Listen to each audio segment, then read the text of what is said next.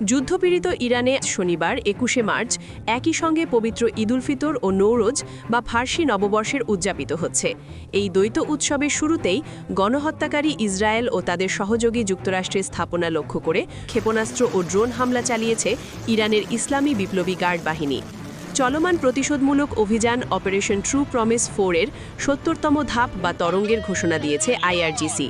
তারা জানিয়েছে, সর্বশেষ ধাপে এ অঞ্চল জুড়ে মার্কিন ও ইসরায়েলি শাসনের দখলে থাকা ৫৫টিরও বেশি স্থানকে লক্ষ্যবস্তু করা হয়েছে।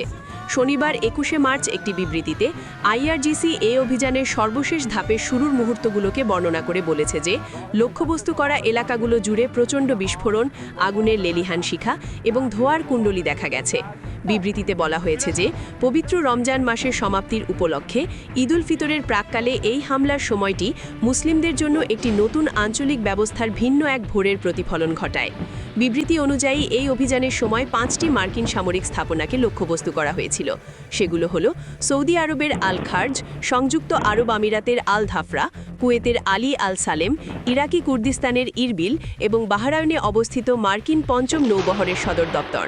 আইআরজিসি জানিয়েছে, কিয়াম এবং ইমাদ ক্ষেপণাস্ত্র ব্যবস্থার সাথে সাথে ড্রোন ব্যবহার করে এই হামলা চালানো হয়েছে।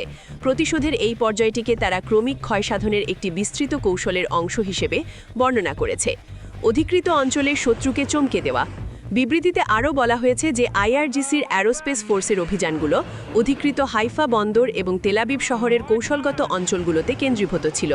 উল্লেখিত স্থানগুলোর মধ্যে হাদেরা, কিরিয়াত ওনো, সাভিয়ন এবং বেন আমিন অন্তর্ভুক্ত ছিল।